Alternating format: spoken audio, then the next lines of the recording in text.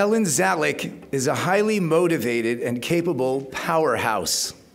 The sages state, "B'mokum she'ein anoshim hishtadel lihiyos ish," very liberally translated, that in a place where there's no one in charge, take charge. That best describes Helen's involvement in envisioning, creating, yes, David, and developing the Jewish Women's Connection of Atlanta. Emigrating with her family from the former Soviet Union, Helen could have easily assimilated into American culture, as unfortunately so many Jews did. It took inner strength and courage to defy the inertia, but more importantly, it took a spark to flame that deeply rooted Jewish neshama.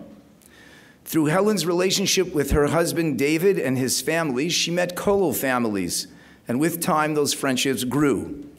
But it was not until her involvement with a Kollel-sponsored program, Jewish Women's Renaissance Project, did that spark actually ignite.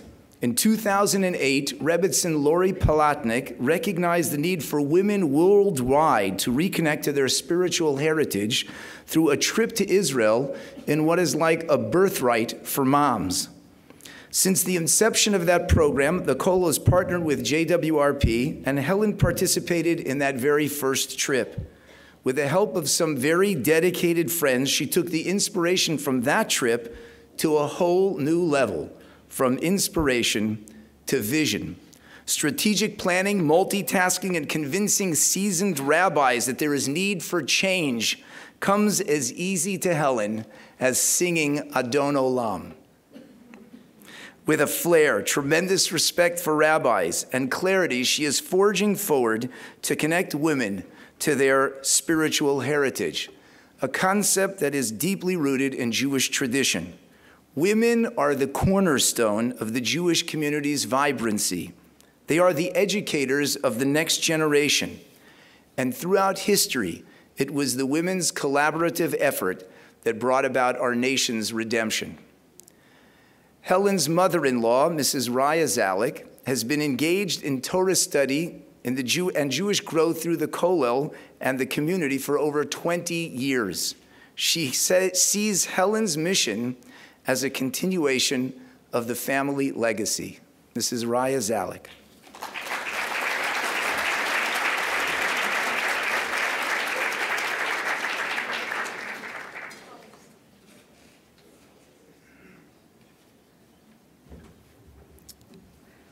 Good evening, ladies and gentlemen. I'm honored and proud to introduce you to my talented, beautiful daughter, Helen.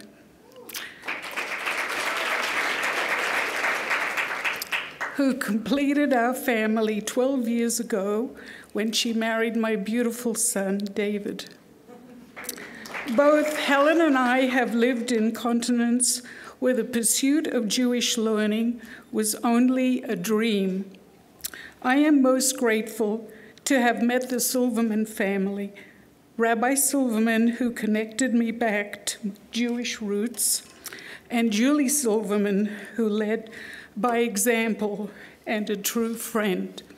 Besides, we were both born in the Orient. In Russia, Helen's grandmother kept a little notebook where she penciled in the dates of the Jewish holidays, using the stars and the moon as a guide. She also held clandestine Friday night services in her basement. In this dangerous environment, the Jewish spirit was not extinguished. So it is not purely by chance that today Helen is the torchbearer of the continuity of that Jewish spirit. Helen is very involved in Jewish learning and an active leader in the Kollel Women's Outreach, in addition to being a devoted, caring wife, mother, friend, lawyer, and much more. Knowledge in Judaism can only enrich our lives. We share a love of being Jewish and continuing the tradition of our forefathers. Thank you, Kollel, for being in my life.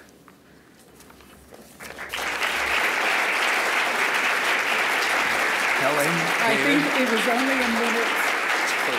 Okay.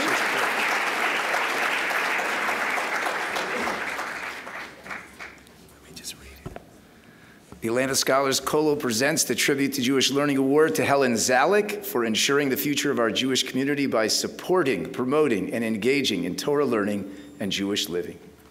Stand together. Thank you so much. That was beautiful. I love you. Thank you. I love you. Okay. Thank you.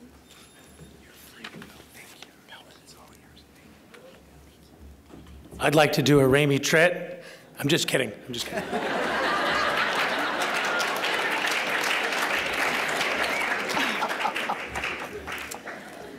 Okay, Rabbi Pransky, do you remember when you talked about the order of the program? Your spot is looking really good to me right now.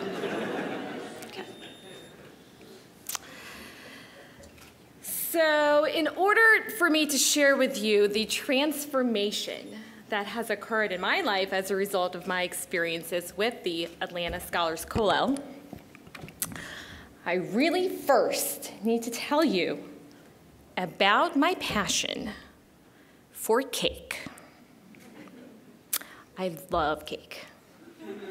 Vanilla, chocolate, red velvet, ooh, ice cream cake. Strawberry cheesecake. I can keep going.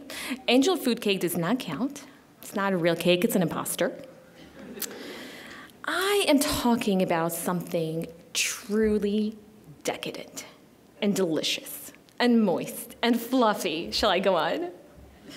I know you guys know what I'm talking about here. I'm talking about the real thing. Okay, so now that I've set the stage for my clear admiration for cake, Rabbi Silverman, you know I'm clearly thinking about the dessert reception that's coming up. Tell me there's going to be cake. Here is my simple illustration for you of my life pre-Kollel and post-meeting of the Kollel. Here we go. To set a stage, you know how much I love cake. I walk into a restaurant with my girlfriend. We sit down to dinner. We have a wonderful time. It was lovely. I naturally order dessert. Clearly, we know why.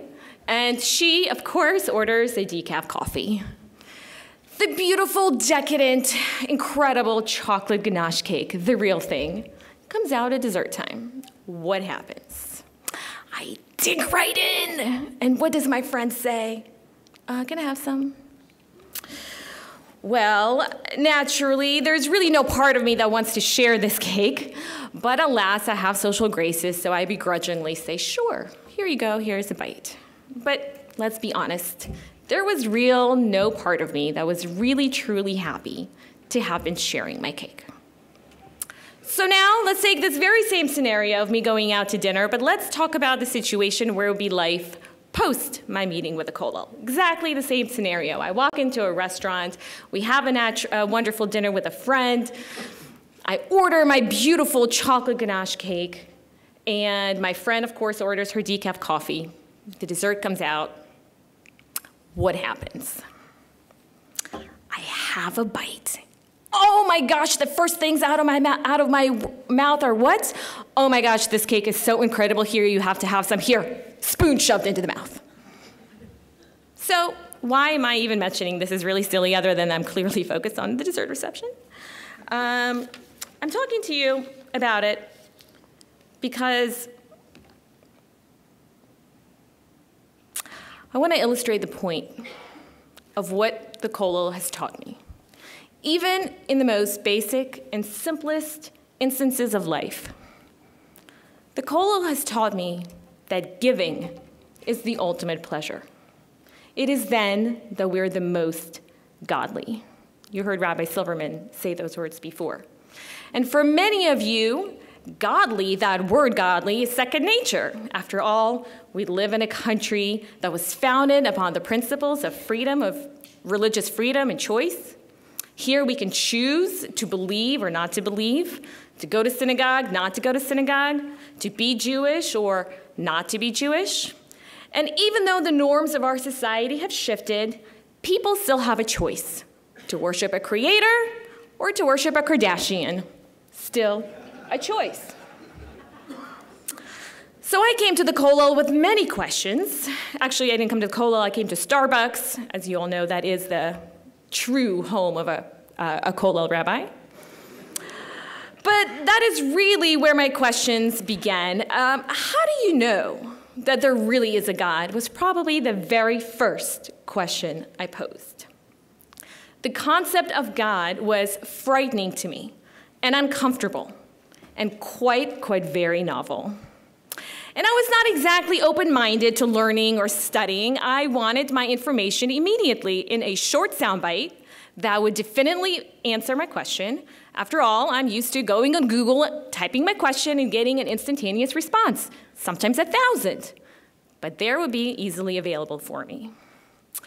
But somehow, right there, over those few cups of coffee, my fear was put at bay. Somehow, I was made to feel that just by asking the question, I was already on the right path. My defense shield came down, and I had to confess my sad and kind of ugly truth. I'm an immigrant from the Soviet Union, and I really don't know what is happening with this whole God thing. Because you see, in the country that I came from, there was a very loud message that said there was no God. But my father's insistence that we hold a Passover Seder in secret made me wonder if there was some truth that was not what I was being told. But you see, my father had no answers. For despite having grown up in an Orthodox house himself, he did not receive a Jewish education. His mother said to him, "You don't need to know. This is a dying religion. Yes, your grandfather, my great-grandfather, was a rabbi, but you don't need to know." But you see, my father, despite that message, had a very Jewish neshama. And somehow he managed to convey to me that there is more to this whole God thing and this whole Jewish thing that the communists would have you believe. In 2008, I summoned enough courage to step out of my comfort zone and go to Israel on the kollel's very first women's trip. I guess, as they say, the rest is history. On this trip, I was inspired. But more than that, I was educated. I was transformed. I was helped to see what it means to be Jewish and what it means to be a Jewish person in a non-Jewish world. But even more than that, I was helped to see what it means to be a Jewish woman and a Jewish mother in a non-Jewish world. But even more than that, I was helped to see what a few Jewish women can do by coming together in this non-Jewish world. When I came back, giving and what it means to truly be a giver became a focus in my life. I knew that what I had experienced in Israel had to be shared with other women in Atlanta. Now, it took us a couple of years to understand and to summarize what the it factor of the Israel experience was. But don't get me wrong, we got there. And some of my friends and I, we persevered. With the inspired leadership of Bev Lewin, Karen Kaplan, Julie Silverman, and Batsheva Gelptuk, Jewish Women's Connection of Atlanta was born in 2014. And in the famous words of Bev Lewin, JWC Atlanta was created by women and for women. At the time, in 2014, approximately 50 women had experienced the magical kollel trip to Israel. And we all craved that continuity and that inspiration here at home.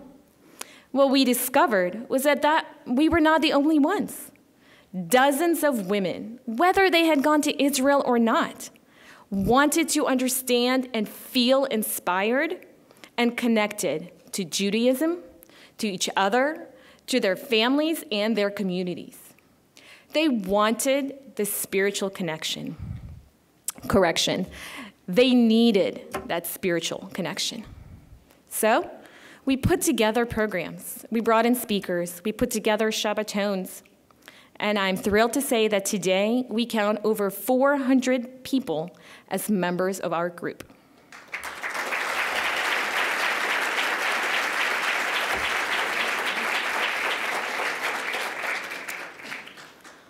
When we give, I have to say I learned this from the kollel, not just when I eat my cake. When we give wholeheartedly, our souls rejoice.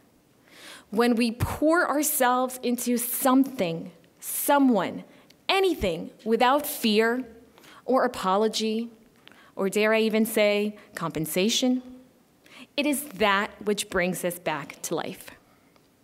I am permanently indebted to the kollel for being forever open to my millions of skeptical questions, for empowering me to search out for the answers, and for giving me the opportunity to share the magic of giving with the women of Atlanta. In addition, I'm incredibly grateful for the Atlanta Scholars Kollel to have given me the opportunity to have a life of purpose and a connection to God. Now, would anyone like some cake?